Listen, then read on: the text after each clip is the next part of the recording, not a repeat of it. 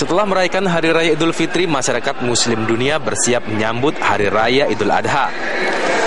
Itu tandanya musim haji segera akan tiba. Di Indonesia, jumlah calon jemaah haji dari tahun ke tahun yang terus meningkat membuat otoritas, yakni Kementerian Agama Republik Indonesia, harus menerapkan jumlah kuota untuk mengontrol membludaknya calon jamaah yang ingin menyempurnakan keislamannya. Calon tamu Allah yang akan diberangkatkan ke Mekah di tahun ini merupakan calon jemaah yang telah terdaftar jauh beberapa tahun sebelumnya. Tentunya kebahagiaan menghampiri calon jamaah yang siap diberangkatkan melalui embarkasi-embarkasi yang telah disiapkan pemerintah.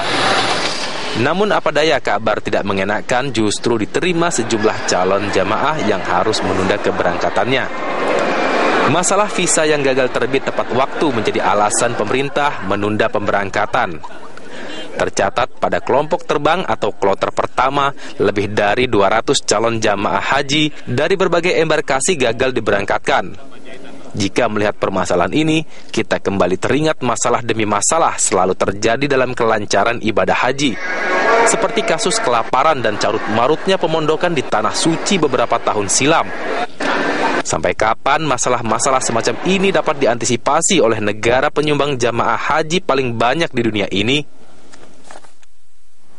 Musim haji, masalah lagi. Itulah tema dialog kita pagi ini. Dan untuk membahas permasalahan penyelenggaraan haji yang sedang hangat, di studio Berita 1 telah hadir pengamat haji Muhammad Subarkah. Selamat pagi, Mas Subarkah. Terima kasih telah hadir bersama kami di studio Berita 1. Dan pemirsa, kami juga mengundang Anda untuk berpendapat atau memberikan komentar lewat SMS ke nomor 0811 833 5551 atau melalui pesawat telepon di nomor 021 52 900 308 atau 02152900 Mas Subarkah, setiap tahunan kita inginnya, berharapnya penyelenggaraan haji ini akan lebih baik. Namun ternyata tahun ini, bahkan sebelum berangkat ke Tanah Suci, ini calon jamaah haji sudah terhadang masalah mengenai sistem e-hajj atau sistem visa yang baru dikeluarkan oleh pemerintah Arab Saudi. Tanggapannya? Sebenarnya saya sendiri tidak terlalu kaget kalau sekarang terjadi masalah ini, karena kami misalnya sudah lama memperingatkan, yang boleh media, banyak media memperingatkan bahwa di saat ini akan ada sistem baru yang namanya e-hajj itu gitu. Tapi ya sepertinya banyak hal yang merenteti persoalan sehingga munculnya ini kan, sepertinya yang memang tidak terkoordinasi dengan baik gitu kan. Akhirnya kami peringatkan lama bahwa ini sebulan yang lalu kami sudah peringatkan gitu. Melalui banyak media gitu misalnya, bahwa ini akan ada sistem yang berubah. Jadi tidak salah kemudian kalau stigmanya adalah musim haji ini pasti ada masalah lagi seperti itu ya? Ya, itu konsekuensi setiap tahun yang akan terjadi, pasti akan terjadi seperti itu. Dan Menteri Agama juga harus siap menghadapi ini semua gitu kan. Karena ini bukan ini baru paling awal loh ya, baru soal e-hajj, nanti bagaimana pemondokan, catering segala macam, transportasi, mina, bagaimana nanti bermalam di Mina, itu sangat krusial gitu kan, dan sangat gitu kan. Mas Subarkah, sebelum kita lanjutkan perbincangan, kita simak pernyataan dari Menteri Agama berikut ini.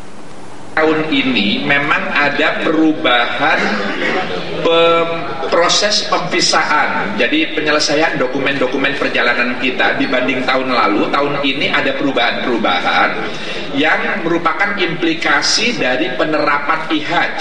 E-hajj adalah sebuah sistem yang diberlakukan oleh pemerintah Saudi Arabia ke semua negara di dunia terkait dengan pendataan seluruh perhajian itu berbasis elektronik dengan sistem tertentu yang kemudian bernama e-hajj. E-hajj itu keterkaitan dengan visa juga, ya. Visa itu terkaitan dengan e-hajj, dan e-hajj-nya itu visanya itu belum turun dari kedutaan Arab Saudi. Nah, kedutaan Arab Saudi pun dia online ke Arab Saudi. Ya, Kementerian Urusan Haji di Arab Saudi. Nah, ini pekerjaan ini adalah integrated antara kedutaan besar di Arab Saudi di Indonesia dengan Arab Saudi di negara sana. Nah, apa sih yang menjadi penyebab itu? Nah, itu sistem. Sekali lagi bahwa e-hajj ini adalah baru pertama kali tahun ini dilaksanakan. Ya, Mas Subarkah, kalau misalnya kita lihat dari pernyataannya Menak seperti itu memang ada perubahan. Tapi kan sebetulnya perubahan ini bukan perubahan yang mendadak diberitahukan kepada pemerintah Indonesia. Karena kan sebetulnya sudah ada uji coba dari semenjak tahun lalu mengenai e-Hajj ini ya. Ya, rangkaiannya kan sudah lama sebenarnya. Jadi tidak bisa menyalahkan hanya sekedar sistem dari Saudi Arabia. Ya sistem memang bermasalah juga kadang. Tapi kan ini bagaimana mengurus visa ini kan. Kalau memang hanya sekedar sistem, kok kenapa yang belakang itu malah dapat visa, sedangkan yang depan itu nggak dapat visa. Berarti selama ini kan tidak ada disortir disortir dengan baik, yang mana yang berangkat duluan, yang mana berangkat belakangan. Kayaknya ini semuanya dikasihkan gelondongan gitu kan. Tapi kalau dilihat dari waktu persiapan dari mulai tahun kemarin ketika kemudian e-Hajj ini sudah diuji coba sampai sekarang di musim haji 2015, harusnya waktu yang persiapannya cukup seperti itu? Iya, tetapi rentetannya kan panjang. Ketika ini misalnya ketika kita menunggu kepres dari penetapan biaya haji itu, ternyata hampir sebulan setelah DPR mengetok itu. Ini kan lama banget, birokrasi untuk keluarnya kepres saja sebulan. Akhirnya merembet kemana-mana kan, karena penetapan BPIH itu menyebabkan orang bisa bayar dengan lunas kan, BPIH itulah.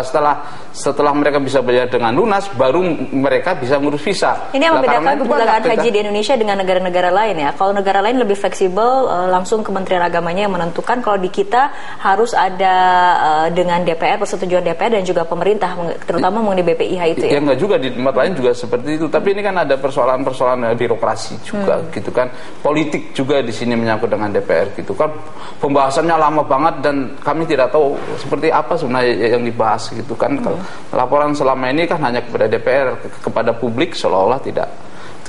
Publik sendiri tidak tahu ini lagi dibahas soal apa dan kemana gitu kan selama ini yang tidak. Salah satunya adalah birokrasi yang panjang kemudian yang menghambat bagaimana penyelenggaraan haji Indonesia tidak menjadi lebih baik tahun ke tahun seperti itu ya. Iya, ada soal bagaimana kepres misalnya itu lama banget diterbitkan gitu kan. Akhirnya merembet ke belakang kepada ketika mau bayar.